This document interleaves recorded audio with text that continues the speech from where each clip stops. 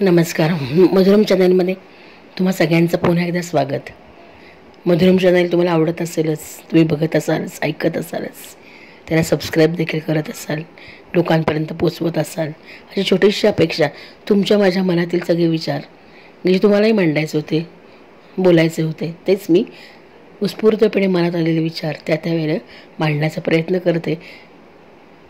ते तुम्ही ऐकून घेताय, हे ऐकून मला खूप बरं वाटलं आणि सगळ्यांची ऋणी आहेच. आज पुन्हा एक वेगळा विषय, सांजवात. बघा, सांजवात शब्दातच तुम्हाला केवढा अर्थ जाणवत असेल. संध्याकाळी देवासमोर तेलवात लावून शुभंकरोती म्हणताना, तिळाचं तेल कापसाची वात म्हणताना होणाऱ्या दिव्याचा उल्लेख आला आणि सहजच विचार आला. सरत्या तेलाचं भय मनात असूनही ही दिव्याची ज्योत नित्यनेमाने आपले काम करते, प्रकाश सुखसमृद्धी देते, रोज प्रकाशमान होऊन प्रकाशाचं सामर्थ्य पसरवते. ही तिन्ही सांजेची सांजवात. माणसाच्या आयुष्याचंही असंच असते का, असा क्षणभर विचारायला. काय शिकू शकतो आपण या सांजवातेकडून? आयुष्याच्या अथांग क्षणरूपी पाण्यात मधोमध तरंगत तेवत असते ते आपलं आयुष्य. या सांजवातेसारखंच त्या क्षणांचा आधार घेऊन ते तळते, बहरते. अगदी सरत्या तेलाचे भय असूनही कर्म, कर्तव्य, विश्वास, प्रेम, त्याग या सगळ्या पहिल्या तटावर थांबत स्वतःला सिद्ध करत माणूस या सांजवातेसारखाच तेवत राहतो. कोणाला न दुखावता प्रकाश देत राहतो, असा क्षणभर विचार येऊन गेला. हरणाऱ्या प्रत्येक क्षणांना जिंकण्याची ओढ लावणारा हे तेज पसरवत तो जगत राहतो. मग भूतकाळाच्या त्या तरेल रम्य आठवणी प्रत्येक तटावर थांबत उधळून टाकत जातो. आपला वर्तमान सुसह्य करण्यासाठी भविष्यात त्याला अपेक्षा असते ती फक्त या सरत्या तेलाच्या भयातून कुणीतरी प्रेमाची वात लावून त्याचीही नौका तटपार करून न्यावी, मायेची फुंकर घालण्याची आणि विझणाऱ्या सांजवेतेला आधार देण्याची. सांजवात बघा ना, शब्दातच केवढा अर्थ आहे. सांज म्हणजे संध्याकाळ, म्हणजेच आयुष्यातील कृतार्थतेचे क्षण अनुभवायची, आठवायची वेळ. वातेप्रमाणे या शरीराला, देहाला सावरत मायेचा आधार शोधण्याची वेळ. प्रत्येक दिवसाला रात्रीचा शाप आहे, सुखाला दुःखाचा शाप आहे, सावलीला उन्हाचा शाप आहे, मंद वाऱ्याला वादळाचा शाप आहे, उन्हाला पावसाचा शाप आहे, आनंदाला उदासीनतेचा शाप आहे, बहराला पांझडीचा शाप आहे, तसंच बालपणाला वार्धक्याचा शाप आहे. तशी ही सांजवात त्या वार्धक्याचे प्रतिनिधित्व करते असं वाटले. ऐन बहरात असताना कुठेतरी नतमस्तक होण्याची गरज आहे. हे रोज नित्यनेमाने आठवण करून देणारी ही सांजवात. मग उजळणी करताना बालपणातील जिंकलेल्या क्षणांचा आधार घेऊन तरुणपणातील उधळलेल्या क्षणांची जाणीव देत वार्धक्याची चाहूल कधी लागते खरं तरी कळतच नाही. आपलंही जीवन या सांजवातेसारखंच, असा विचार येऊन गेला. थोडं स्वतःचं आत्मपरीक्षण करणं गरजेचं आहे का, असे विचार येऊ लागतात. काय साधले, किती हरपले, किती गवसले, वेधे लागले पहिल्या तेलाचे, अशी काहीशी अवस्था.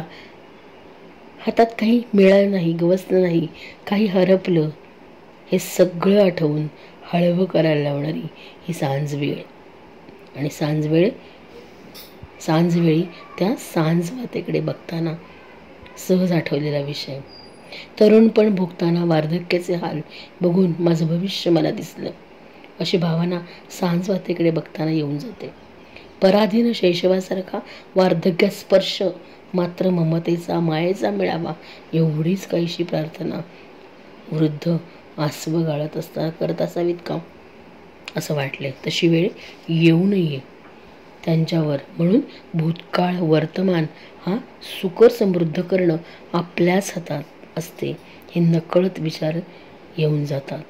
मग बालपणी खेळी रमलो, तारुण्य नाचले, वृद्धपणी देवा आता दिसे पहिलं तीर, ही व्यथा मनातून बाहेर पडणार नाही याचा विचार करायला हवा. शेवटी तेच होणार, ही पळवाट काढणारा विचारच वैधुंद जगाला भाग पाडतो आणि तिथेच थांबायला शिकवते ही सांजवात. संपूर्ण आयुष्याचा एक क्षणात गाभा अर्थ सांगणारे, मात्र आपली दृष्टीच तिथपर्यंत पोचणं गरजेचं आहे तेच होत नाही. प्रत्येकाने यावरून ज्येष्ठांचा सन्मान करणं, आपल्यालाही याच पाऊलवाटेने जावं लागणार हे नकळत लक्षात ठेवायला हवं का असं वाटलं. मग वृद्धाश्रमांची संख्या कमी होईल, कृतार्थ क्षणांचे आपण साक्षीदार होऊन आयुष्याची उज्ज्वल होताना तो कृतार्थतेचा क्षण अनुभव असा विचार मनात येत गेला. खरंच तर शेवटच्या क्षणी मनावर चिरंतन कोरले जातील हे अनुभव. कितीही वेळा रिवाइंड केले तरी न पुसले जाणारे, मात्र भावना प्रेमाची ओलावा देणारी असावी. केवळ कर्तव्याची भावना अशा अनुभूती देत नाहीत, तिथे आपुलकी आणि प्रेमच असावे लागते. कधी कधी अशा अनुभव देत नसतीलही. विचारांच्या गोंधळात निरांजनातील त्या वाटेचं तेवढं हळूहळू कमी होत गेलं. नजर माझी त्या तुपाकडे गेली. मन मुठीत ठेवून सरता त्याला थोपवण्याचा जीवघेणा प्रयत्न करत ती सांजवात स्वतःचं अस्तित्व टिकवू पाहत होती. तसंच काहीसं वार्धक्याच्या पैलतीरावर उभं राहताना होत नसेल ही जाणीव येऊन गेली. त्या तेलाला आधार मागणारी ती सांजवात जणू म्हणते, दे मला आधार तू, असे म्हणत असावी. हीच वेदना वार्धक्यात असते. गरज असते मायेच्या आधाराची, ज्याची जाणीव मात्र प्रत्येकाला हवी. आयुष्य कालचक्र आहे, समजून चालणं योग्य ठरतं. आयुष्याची सांजवात वार्धक्यातही तेवढ्याच प्रकाशाने प्रकाशमान करणं ही जबाबदारी खरं तर तरुणांची. मग वार्धक्य ही व्यथा न राहता एक नवी आशा, सुरुवात, पुन्हा नव्याने अशी जाणीव ठरेल. सांजवात जशी पुन्हा नवीन संध्याकाळी तेवढ्याच उत्साहाने तयार असते, तसेच काहीसे आयुष्य तर नसेल, असावे का असा विचार मनामध्ये आला. आणि आज या सांजवातेविषयी थोडंसं तुमच्याशी बोलावं असं वाटलं. विषयाचा गाभा तुम्हाला कळला असेलच. म्हातारे आपण सगळेच होणार, पण ज्येष्ठ होता यायला हवं.